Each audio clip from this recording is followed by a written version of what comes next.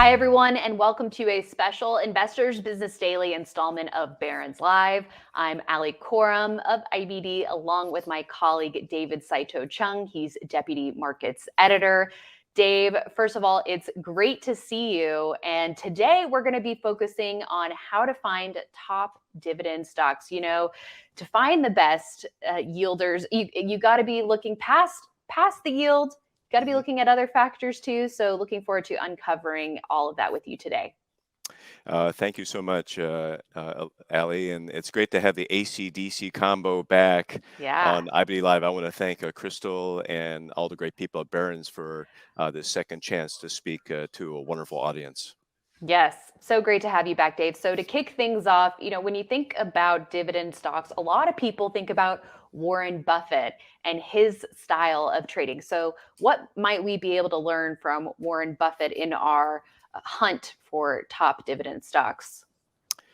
I think since he had the annual shareholders meeting in Omaha recently, I think no conversation about dividends could ever leave Warren Buffett. Truly one of the kings of investing in our lifetime. And part of it is the fact that he just knows and has proven to pick great stocks that have survived over the years and increased their dividends.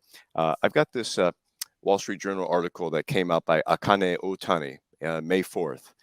Buffett feasts on dividend-paying stocks. And Ali, according to the story, Berkshire Hathaway is expected to reap $5.7 billion in cash dividends from its holdings this year alone. One of those reasons is that back 1994, he completed his investment in Coca-Cola. He invested about $1.3 billion. That same year, he received $75 million in cash dividends. You fast forward to 2022, his stake in Coca-Cola rose to $25 billion, and he received $704 million in cash dividends from that stock alone. Add on top of that, his big stakes in American Express, in Bank of America, and also more recently, Occidental Petroleum, OXY. And you can see he's really proven to be an outstanding stock picker, especially in those that are stable earnings growers that have grown their dividends over time. I think those are some really valuable lessons from Buffett and Charlie Munger, his partner in investing. And so in today's show, we're going to add upon that by looking at some IBD screens that highlight those companies that have, basically four characteristics of good dividend payers based on our research. Exactly, because at IBD, we are typically focused on growth stocks and outperforming the market. And I feel Mhm. like that's one thing to point out with looking at dividend stocks is if you have a yield of 2%, but your stock is falling, I mean, what good is it to have a good dividend yield if your net gain is not that great or negative? Exactly. IBD is all about picking growth stocks, timing the market, finding the optimal buy point and sell point. Dividend investing is definitely different, though. It is a patience game. It is a Warren Buffett game. It's a game where if you have the wherewithal to hold great companies with stable earnings stability, a key factor, a dividend yield that's higher than the S&P 500 in general. We are at right now 1.62% on the S&P 500 annualized dividend yield. Companies that also have good relative price strength, just like what you're talking about. You don't want to buy stocks that might have an attractive dividend, but a uh, poor price action in the market. We actually want to find those stocks that have some decent um, strength and have a record of rising in price. And finally, great management by the company to innovate, create new products, and sustain the earnings that allow them to raise their dividends and also never forfeit their dividend. Because you know sometimes maybe during bear markets we might be salivating when we see a company that now has a 10%, 12%, 15% yield, but that doesn't mean much if the stock falls 25, 50% and never comes back. Exactly. Yeah, well, those are four great keys there, Dave, and going to be very helpful for us as we take a look at some screens and a lot of great examples. So, speaking of, what in your mind is the best model example of a dividend winner? Yeah, I don't know if Buffett ever bought this one and held it for a long time, Allie, but I really want to spend a little time on McDonald's, MCD ticker, Dow Jones Industrial Average stock. And this stock has just been a super winner. Uh, Even in the last 2 decades, as you can see on this IBD Marcus Smith monthly chart that Allie's got there. I remember our team, the market team at IBD, writing about this stock frequently during the first half of the 2010s because it kept popping up on our screen. And if you and for the reasons of, one, it had a good earnings stability factor, which we'll talk about later.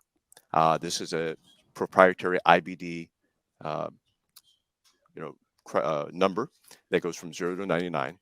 Uh, the stock, as you can tell, has had some amazing stock price performance, and to a company that's gone beyond hamburgers. I mean, it's actually innovated in its own way over the years, and has had some really great um, people at the helm as CEO of management.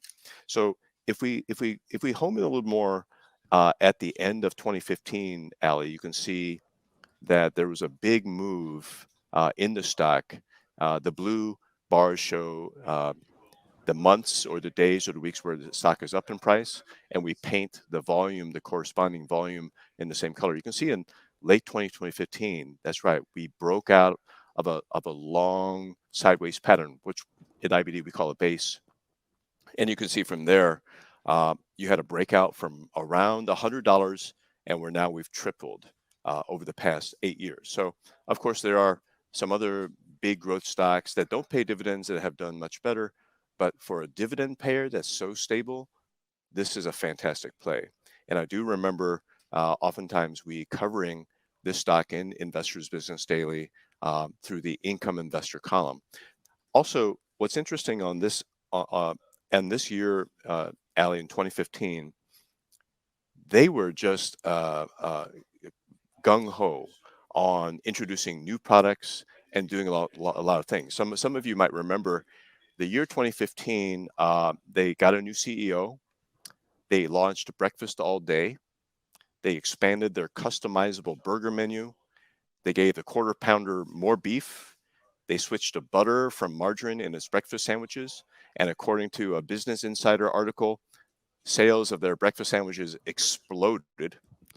They also launched the buttermilk crispy chicken sandwich, and they launched delivery of their food uh, via Postmates delivery service. So 2015 was a year of great management, execution, innovation that led to stronger earnings, good sales growth, and a rising dividend. So I think as you look for the future McDonald's uh, in as a dividend investor, you want to keep Mhm. in mind McDonald's as a great example or a kind of a model stock. Mm-hmm. Well said there, Dave. And I believe Warren Buffett eats McDonald's for breakfast. He So does. I've heard. So now I'm getting hungry. But So am I, actually. some Yeah. that innovation, coupled with all of these other factors, the earnings, that's just the formula for success with dividend investing. It seems like. Absolutely. And here again, you can see that the stock has had its periods of sideways action, but every stock is going to be bound to correct in price after hitting some new highs. But you notice that the stock has had that amazing ability to make higher highs on a monthly chart, on a weekly chart, and higher lows. One Mhm. more thing I'd like to point out too is that, yes, you look at that blue line, which is the relative strength line. Yeah, at the end of it, you have the relative strength rating of the stock. This means the relative strength rating for McDonald's is that it's better than 89% of all companies in IBD's stock database over the past 12 months. The relative strength line is a blue line that only compares McDonald's with the S&P 500 or another index that you want to select. And you can see, just like Ali is showing here, there have certainly been periods where if you're a growth investor, you probably would have been disappointed in the way McDonald's acted because it was moving sideways while the market was going higher, the relative strength line was falling.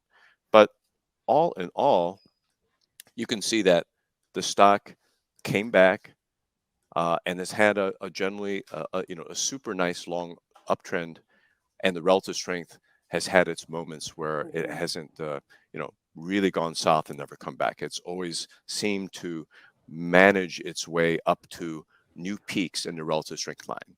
That hasn't happened in the past 4 years, but looks like the momentum is back in the stock, right, Ali? It definitely does. And Dave, that relative strength comparison is not including the dividend yield. It's just the stock price performance. The stock price performance, exactly. So if you've got a company that is giving you a little more dividend yield than the S&P 500, which is currently 1.62, 1.61%, let's say you're getting 2 to 3% a year, and you hold that stock for 10 years. So if you have no capital price appreciation, you've still got 20 to 30% return on the cash dividend alone. And I read that Buffett, after he made these huge stakes in American Express and Bank of America and Coca-Cola, he didn't reinvest the dividends into the stock. He just took the cash. He got the income, got the paycheck, and put it in the bank. And it makes sense if you're Warren Buffett because you're investing billions. If you got a younger company and you feel like, oh, I want to also increase that potential for capital appreciation, you could go ahead and reinvest those dividends. But it also makes sense to just get paid. So what we like to see is not only at IBD, that stable dividend coming in year out, 2-3% dividend yield or more, and that potential for a Coca-Cola, a McDonald's type of long-term capital gain. In fact, I think I did a study 6-7 years ago of all the companies that we featured in the income investor column, which is available in our newspaper, IBD Weekly, or on investors.com. And McDonald's, I think in 2016, was one of the top 3 companies, up 20-30% year to date. And then on top of that, you've got the dividend. And since then, it's been great. I also want to mention that, I take a look at Barron's as well, the weekly newspaper, and I looked at recently in the market laboratory section. There's the Barron's 50 stock average, and currently according to the paper, the actual year-end dividend yield is 2.17%. These were 50 stocks, giant stocks, so that's a pretty good return. They say over the long term, stocks deliver 6 to 8% growth for your portfolio. A big part of that is dividends. So I think the market is where it is, 2% for quality large cap stocks according to Barron's. And also, I just want to emphasize too, there's a nice page in the market laboratory section where they feature the companies that are raising their dividends, by how much, and you want to be looking for those that have that steady growth in the payment, the size of the payment, because then if the stock goes up, the dividend yield will go down. But if the but if the dividend also goes up, then that yield also stays stable at 2 to 3%. So it's important really to have both. Yeah. And we're going to look at a few stocks that exemplify that. Yes, we are. Those are some really great points.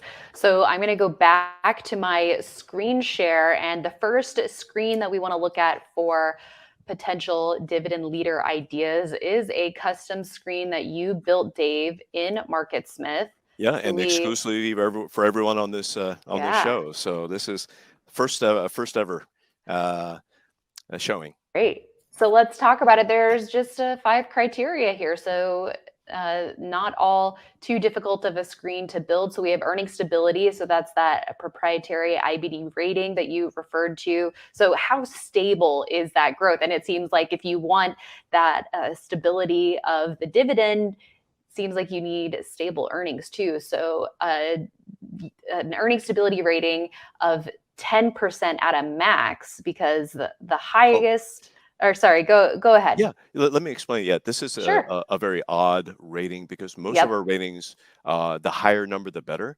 This is one of those rare ratings where the lower, the better, Hmm. and it's a factor, so it's not a percentage. Uh, Basically, if you are 10 or lower, you are in the top 10% among all companies in terms of the stability Yep. of the company's profits year in, year out. So we're going to avoid earnings stability factors of 80, 90, 95, because that means the earnings are just swinging back and forth from net losses to big profits, no consistency. And when you have net losses, how are you going to pay a dividend? So that's why we're looking Yeah. for the earnings stability factor of 10 or lower. Right. 10 being the highest. So the lower, the better there. And then current year earnings, we want growth of at least 10%, current stock price above, at or above $20, yield 2%, as you mentioned, the S&P average yield of about 1.6% or so. So we want to get a bigger yield than the S&P. And then composite rating, this is another proprietary IBD rating, which encompasses both fundamental and technical factors. So we want those elite stocks. So a 90 or higher for this Exactly. rating is what we want. Totally. And the composite rating, I think, will give everyone listening to this webinar a distinct edge.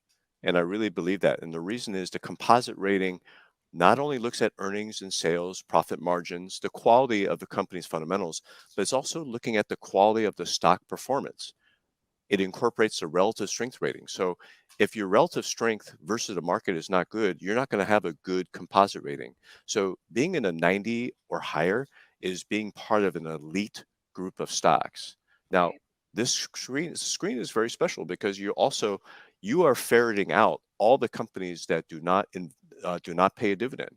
A lot of the high growth companies out there that move very fast, move very dynamically, are they're putting all of their retained profits back into the business. They have no room to pay dividend. This screen is really highlighting the companies that are innovating, growing, have great performance in the market, and still pay the investors. Yes. Okay, well, now let's take a look at the screen results. There's seven of these elite stocks, Dave. So which one should we highlight as an example? But yeah, looking at this a little more closely, you can see that there are two share classes of the Federal Agricultural Mortgage Company. Yes, Farmer Mac, I think is his nickname. So in reality, there are just six. But this is still, I think, a really good group. I want to start the conversation by looking at Broadcom, AVGO, and then if you can click on the chart, exactly. So we can see, wow, Broadcom over the long term been fantastic stock. Broadcom, has that 2% plus yield. Uh, yep, and then let's go to the weekly chart. You can see that the yield 2.7%, and then a little bit to the right, we can see some other very important numbers. For instance, cash flow. Let's look at cash flow. It's at the bottom of that middle. Yeah, exactly. Cash flow, $41.03 a share. This is an operating cash flow number. This is an annual figure, and you can see that in 2022 or fiscal 2022, which ended in October, the operating cash flow of $41.03 was higher than the earnings per share. That's a good sign of a company's fundamentals. You want to see really good cash flow because strong operating cash flow allows a company to pay, retain, or increase their dividend. Now you go up that little table there, you see the earnings stability factor is 9. That's on a scale of 0 to 99, so the lower the better at Meta Screen. Very rare for a tech stock. This is a Yeah. company in the fabless semiconductor space. And then finally, you have a 5-year EPS growth rate of 15%. That's very solid for a company that's a mega cap, 284 billion in market cap. You can see that they have some modest earnings growth ahead, but likely going to have excellent operating cash flow again. And you can see the stock has broken out of an IBD style pattern, which is the giant. Well, we see a flat base, which is actually part of a longer, larger cup base. I kind of see that flat base as a long handle on a Hmm. even longer, deep cup. So as you may know, Chip stocks have had a great week this week. The NASDAQ looks poised for a fourth straight up week. The NASDAQ has been the all-out leader in the Derby race for market indexes this year, and Broadcom is part of that. So if we go back to that weekly chart, also want to highlight a few more things. Let's see. Let me look at my notes here. AVGO is also number 7 in the Big Cap 20. That's a screen that I actually created with the help of Chris Gessel, our Chief Content Officer, and William O'Neill, the founder of IBD. And it's really impressive when you can find a stock that appears in multiple screens that are looking for growth as well as looking for income. So the fact that, Broadcom made the IBD Big Cap 20, a very elite list, is also a positive. Now let's look at some of those other names briefly, and then we're going to go through some other screens. I want to look at INGR, Ali. That's Ingredion. That's a food play. They make ingredients for various food makers. You can see this stock has had a great 2023 so far after breaking out of a double bottom base. In a double bottom, you have 2 lows with the second low undercuts the first low. That's a great shakeout of weak holders, and you have the strong holders coming in. You can see the stock has had a nice move since then. Well, earnings stability factor 8 on a scale of 0 to 99. The cash flow $10.87 per share, much higher than what it earned in 2022, $7.45. The yield 2.5%. The growth rate not so great over the past 5 years, 1%. But look what's going on now. They've got some great earnings estimates going forward. 22% this year to $9.10 a share, and then up another 6%. So over 2 years, 28% earnings per share growth. Pretty nifty for a growth and income investor. Let's also look at I want to look at Sanofi, SNY. I did a little research on them. This company had a terrific 2022. You can see that earnings jumped a lot to $4.42 a share in 2022. So a little drop expected, a major drop actually, down 20%, but expected to rebound the following year. You can see that the composite rating right at 90. You've got a very low earnings stability factor. You've got the 2.5% yield. Low debt to equity ratio. We like to see that. That's just underneath the cash flow figure. Debt 36%. What that means on MarketSmith is that we take a look at the long-term debt over the past year and then divide that by the average shareholders' equity over the past 2 years.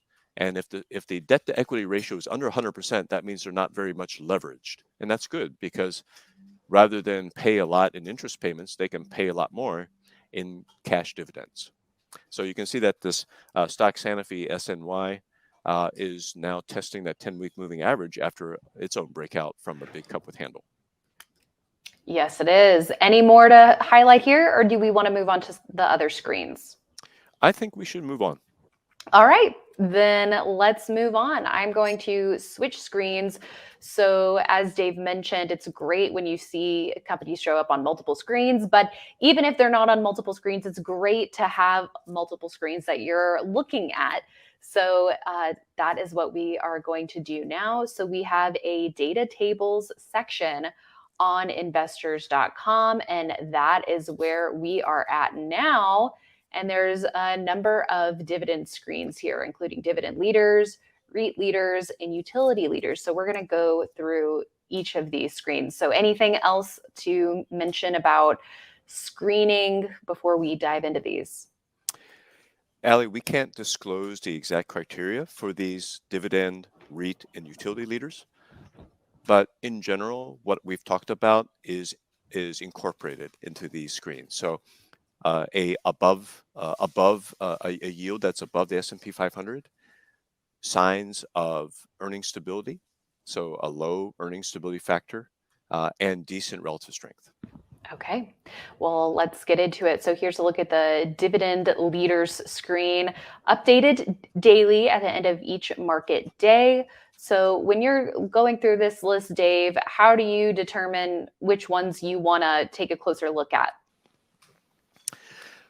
Yes, I think we won't spend too much on this one because I wanted to focus a little more time on the REITs and the utilities. We won't go to any charts here, but you can see that not all of them have these super huge yields like MPLX or EPD. These are oil and gas plays. Um, some of these have been terrific companies, without a doubt. But you can see the point I want to make here is that one, they showed the dividend growth on the right-hand pan on the right column there. You can see they're all positive. And two, the median the median yield of this screen, when I looked at it a few days ago, was around, I believe it was around 3.7, 3.8%. So that's significantly higher than the 1.6% we're getting for the S&P 500. You can also see that there is a variety of companies in biotech. We got Gilead, which has been around quite a long time. We have those staples companies like Kellogg, Kimberly-Clark. You could argue that the internet is a staple, right? It's a utility, so no wonder Cisco Systems is in there. You got Flowers Foods, QSR owns Burger King, and you got Coca-Cola, big Buffett holding. So I think it's up to everyone listening to sort of take a look at the charts and get a feel for whether the company has potential for growth. Do they have good management? And does the stock show that it can move like McDonald's, like we showed on the monthly chart? Exactly. Okay, now moving over to the REIT leaders screen, Dave. Let's do that. Yeah. So when I looked at this, this morning, I looked at the top 5 companies, and the top 5 companies include property, obviously property REITs, MFA, which has a 13% yield, which is outstanding, right? But just keep in mind, this stock has had a lot of volatility as the other top 5, because why don't we go to a Marcus Smith chart if we could? Sure. Yeah, and we'll return to the screen. But I wanted to show something that's interesting about these REITs. So if we go to Marcus Smith and look at MFA, and we could go to a weekly chart. That's fine. There you go. The COVID pandemic market really showed. Let's see. I wonder if we can. There we go. Maybe. There we go. Okay. Perfect. There you go. The COVID pandemic market really was a gut punch to certain industries, right? Restaurants, malls, and therefore some of these REITs really took it on the chin and more. You can see that MFA has such a devastating move. It still has not recovered all of those losses all of the share price pre-pandemic. Notice too that because the company lost money big time in 2020 and 2022, there's no earnings stability factor. We have an NA there. Okay, so these are some risks that you have to incorporate, even though you might be attracted to that 13.1% yield. Let's go to SRC. We'll stay on Marcus Smith here. This is the number 2 stock on that REIT leaders list. Look at that big drop, a 66% decline in 2020. I mean, that would scare anybody, right? Yeah, I mean, so scary. It's very scary. And, at the very bottom of that chart, maybe the yield was 60%. I don't know. But currently the dividend yield, Ali, right now, 6.9%. Great. But for whatever reason, earnings stability is not calculable. I'm a little surprised by that because it didn't have any net losses. But in any case, you can see that there was some serious damage to the stock. Let's go to GLPI, also in the REIT leaders. This is a gaming and leisure property. Obviously, the casinos were closed. Stock took a hit, 74% decline in 2020. Now, however, it's come back strong with the earnings, 10 stability factor, 5.9% yield. We'll look at one more, CTRE. This is CareTrust, nursing homes. They got rocked by the coronavirus bear market. However, this stock has come back really well. This one had a 70% decline, but after this nice little rebound here, 5.8% yield and a 15 earnings stability factor. So you can see that it's hard to predict the future. It's hard to predict what kind of calamity or recession will impact even these stable dividend payers. So I have to reiterate the importance of paying attention to the overall chart action, the chart behavior of stock, and also having a lot of patience and intestinal fortitude. Yeah. Well said there, Dave. Okay, now let's talk about utility leaders. Maybe we don't need to go back to the screen, but I mean, I can if you want me to, Oh, but there's yeah, a short yeah. list of stocks It's a there. very short list. It's amazing that right now it's kind of a bear market for good utility dividend stocks. We can stay on the Marcus Smith chart, but I would like to go to the monthly chart. And if you're writing these tickers down, we got 5 here for you to consider and look at. There are only 5 that made the list. This is very unusual. Usually we'll have 15, 20 that make the utility leaders. Keep in mind, these are automated computer-driven screens. So there's, once we've set the criteria, we don't interfere with it. And we're going to start with SO, Southern Company. Great, great, well-managed utility. I think it's based in Atlanta, but 5 earnings stability factor, 3.9% yield. This is the highest yield coming out of the utility leaders. So it's not that great, but it's still well above average it's well above the S&P 500. And that monthly chart is one of the best. So you can see that at the end of the 2009 great financial crisis bear market, you've got a stock that basically has gone from around 25 up to 80. So really nice long-term capital appreciation on top of that yearly yield that's giving you 3 or 4%, sometimes a little bit more. Right. Let's look at PEG out of New York, I think. This is a public service enterprise, $30 billion company, market cap, 3.7% yield, a 3 earnings stability factor, great monthly chart. Now let's go to NI. This is Nice Source, NI out of New Jersey. I believe this is New Jersey. It's a mid-cap stock, but look at that tremendous run from 2009. Despite that big run, a 3 earnings stability factor, 3.6% yield. Let's go to Consolidated Edison, which is ED. We got just 2 more here. This one has been a steady Eddie, 3.4% yield, 3 earnings stability factor, and the stock has quadrupled in price since 2000. So that's a pretty darn good CAGR, if you will, over a 22, 23-year period. And finally, let's look at VST. This one did not show up in terms of earnings stability factor. And I think you can see by the big fluctuations in the stock chart on the monthly basis, maybe it's had some tough years in profitability, but 3.3% yield, a very high debt to equity ratio. So that's a risk, 243%. That means their debt is more than 3 times their shareholders' equity. So that to me is a risk. And you can see the chart is pretty wild.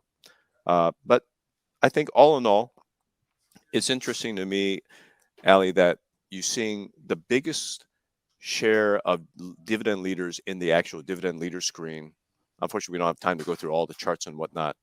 But one extra point I want to make that might actually answer a lot of people's questions is, why are we seeing chip companies make the dividend leaders? Well, Gary Dickerson, CEO at Applied Materials yesterday, had a really great comment about the semiconductor industry. AMAT did not make the screen.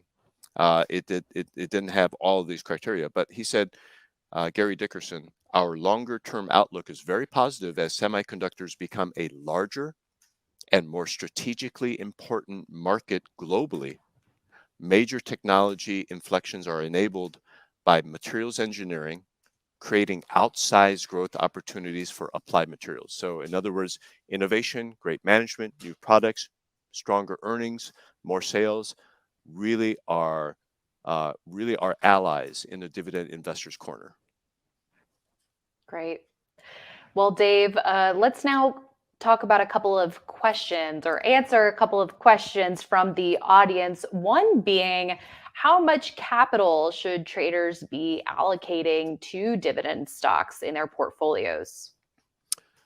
That's a tough question, and it really depends on what you're seeking from the market, right?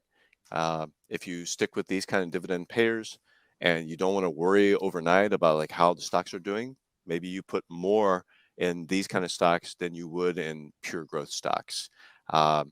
is also, we haven't addressed this yet, but clearly money market funds, CDs are much more attractive now than they were a year ago. The 3-month T-bill is, yielding more than 5% for institutional investors. That's incredible. On the retail level, we're getting 4 to 5% yields for, short-term deposits like that. But keep in mind, you're losing the potential for growth in dividends and the growth in the actual stock. Once you buy a bond, very rarely you're going to get some capital appreciation. You really focus on that yield. And Greg in the audience is asking, when selecting a dividend portfolio, is selection based primarily on technicals or fundamentals? I know we've spent this episode talking about both, Dave, Yeah. but so once stocks hit your screen, then how do you determine when to buy them? Obviously, we want to buy low and sell high. That's our human nature, right? Um, and clearly, over time, if you're very good at doing that, your overall return will be much higher. So, I would say it is important to do pay attention to the state of the market. We issue a current outlook for stocks every day, and if we say that the market is in correction, you probably just want to sit and wait. Once we say that the market is in confirmed uptrend, gradually step into these dividend stocks, and hopefully they're going to show some good positive momentum. And then what about sell rules for dividend stocks? How much room do you give these from the initial entry? I think you want to be like Buffett.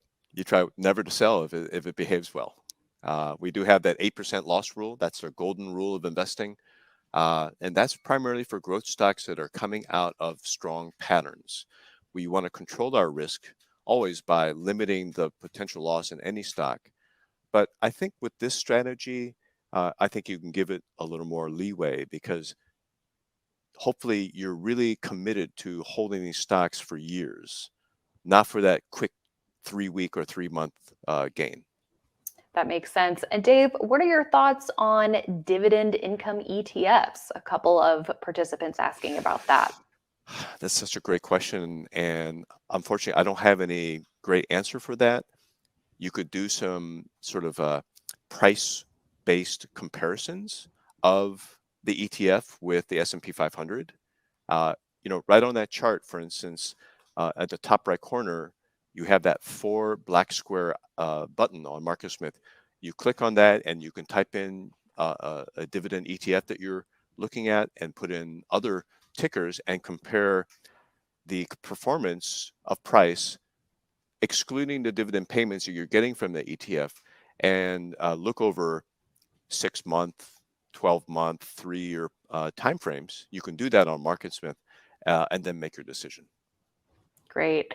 And Gabriel in our audience is asking about Hershey, HSY, and it's been a very strong performer in recent years. This one, the current Mhm. yield is roughly matching the S&P 500. So your thoughts on that? It would something like Hershey be worth trading as a dividend stock if its yield is only matching the S&P 500, or should traders be treating this one a little differently? That's a fantastic question. And if we look at the last 3 years, clearly it feels more like a growth stock, not an income stock. And the fact is that because the stock has made that 2.5-fold move over 5 years, is obviously going to push that dividend yield down to probably a level that is tantamount to the S&P 500 or maybe even lower. Hershey is an incredible company. I really got to tip my hat off to the company and their management because they've obviously found ways to grow, even though they're a century-old company or more. So I think the question of selling depends on your objectives, depends on how comfortable you are with holding the stock through its next inevitable correction. Because you can see that on the chart, Ellie, there are years where it goes into a deep freeze. Mm-hmm. All right, one more question here, Dave, and that is tax considerations for dividend stocks, and especially companies that are foreign companies? Anything to be thinking about that with these dividend players if one is to be expecting to hold them for a number of years? Well, hopefully the foreign tax that you pay on foreign companies, you can use as a tax write-off, and I've seen that in my own accounts before. So if you're paying tax on the dividends or tax on the capital gains of that stock, usually that can help you reduce your overall income tax. But I think in general, if you're having to pay tax on your dividend plays, that's a good problem to have. It is a good problem to have. And I said that was the last question, but one final one would be, how do you know when to sell? How do you know when to get out? When's the time to take the gain? Another $1 million question. And I think just like we can see in Hershey's stock market action, even dividend stocks are going to fall during big bad bear markets. I do want to warn everyone that no stock is safe in a bear market. So when you have the ability to go to cash and raise a lot of cash and wait for the market to settle and then reinvest in dividend payers, I think that's a good thing. And reading IBD's big picture column, watching IBD live, getting insights from Barron's top market commentators on how they feel about the market, all these things are very important. Um, I think we've been pretty spot on, though, in our nearly 40-year history, Ali, at IBD of spotting the major tops and the major bottoms. So uh, not to tout ourselves, but I think it is important to get the IBD take on what state of the market we are in and then make your actions. But once again, here, when we looked at Hershey, you can see that if you have that patience and you have that determination to reap the benefits of a long-term hold in a good quality company with stable earnings, a rising dividend over time, and a management that's able to keep the company new and fresh and innovating, I think in the long term, you're going to do really well.